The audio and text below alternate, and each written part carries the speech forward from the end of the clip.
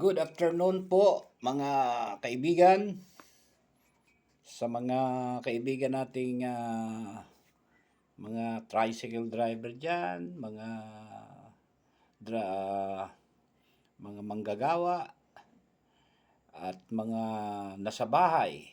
Oo. Ngayon ay magbibigay tayo ng kaunting komento doon sa nakakasawa na kasi yung manood ka ng mga nangyayari ngayon dito sa ating bansa kasi parang ang iba diyan ay mga paulit-ulit na lang, no? Wala na gaanong exciting. Parang nanonood ka rin naman ng pelikula. Puntahan natin yung United States. Mainit sila ngayon eh. Medyo malaking issue. Yung assassination attempt to the aspiring President Donald Trump. Dito ang tikom ang bibig ng administration natural yung Democrats and kasi Republican ay si Donald Trump at pero blessing in disguise ang nangyari kasi parang lumabas na hero pa si Trump dahil yung simpati ng mga Amerikano napunta sa kanya, no? Ahit na yung mga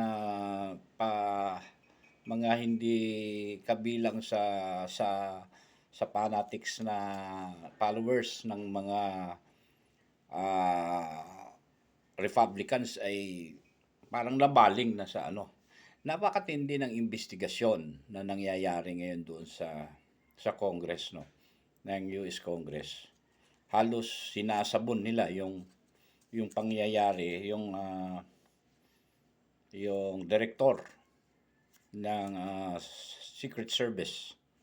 Ang Secret Service ay sila yung mga legit na nagpoprotekta sa mga high-ranking officials ng US government.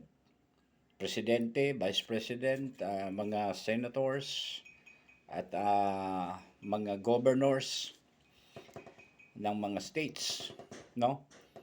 Ang Secret Service ay isa yan sa mga elite na mga armed forces na kinukuha sa ahensyang yan at napakalaki ng kanilang budget, kagaya ng tinatalakay nila is almost 8 billion ang kanilang $8 billion ang kanilang budget, no? So mga elite forces, and then kung baga sa atin sa Pilipinas ang mga counterpart natin diyan is yung mga PSG, yung Presidential Security Group.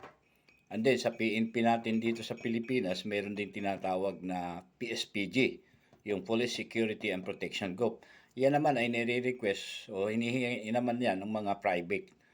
Kahit private siya, hindi siya government official, pwede kang humingi ng personal security bodyguard dyan.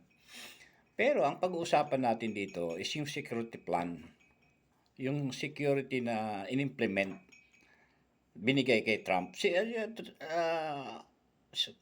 Kung hindi ako magkamali, no, ang sinasabi nila dito sa investigation is 7 days prior ay humingi na ng security notice o nagbigay na ng notice ang kampo ni Trump.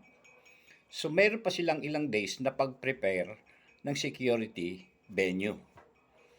So sa security kasi kami, tulad ako, naging security din naman ako dati, no, ng isang congresswoman at saka congressman, no. At nakapasok din naman ako at nakita ko ang security ng House of Representatives. Maging sa Malacanang, nakita ko rin ang mga security functions diyan. Mga security measures na ginagawa ng mga security. And then ako bilang security personnel din at nasa security industries, alam namin na mga nagaling kami sa security training, VIP security training, alam namin kung paano gumalaw ang isang security. Kung high level yan, kung high profile, ibang klaseng security measures ang gagawin mo dyan. Ibang security plan ang gagawin mo dyan. Hindi yan katulad ng nangyari kay Trump, parang isang ordinaryong VIP security lang ang kanilang provide, no? Hindi talaga isang napaka tight securities ang kanilang ginawa. So kulang sila ng plan, kulang ng mga functions, and then kulang-kulang gayong napakalaki ng kanilang budget, no? So dito, hindi ito yung failure lang ng direktor. Yung sinasabon nila ngayon sa Congress ay yung si Director Kimberly. Kimberly Chetar. Chetol ba? Parang muntik na maging cheater eh, no? Cheating.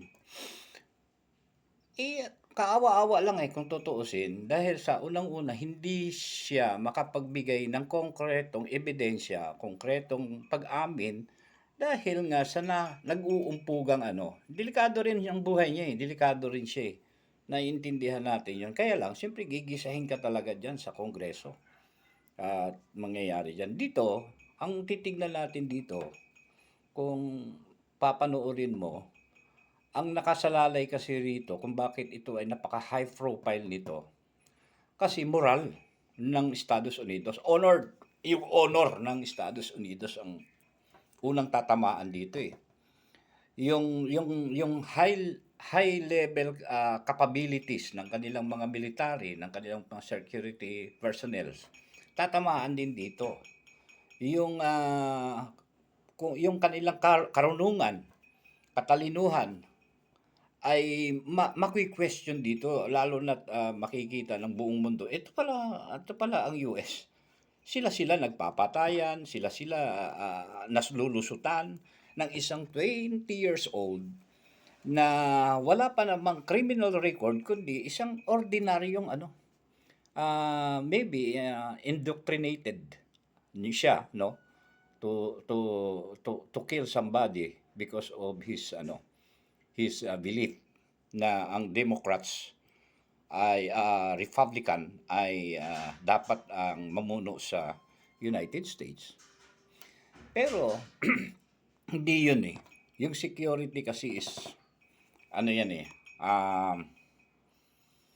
pag-uusapan natin bilang security personnel at kung bakit ganun ang nangyari, no?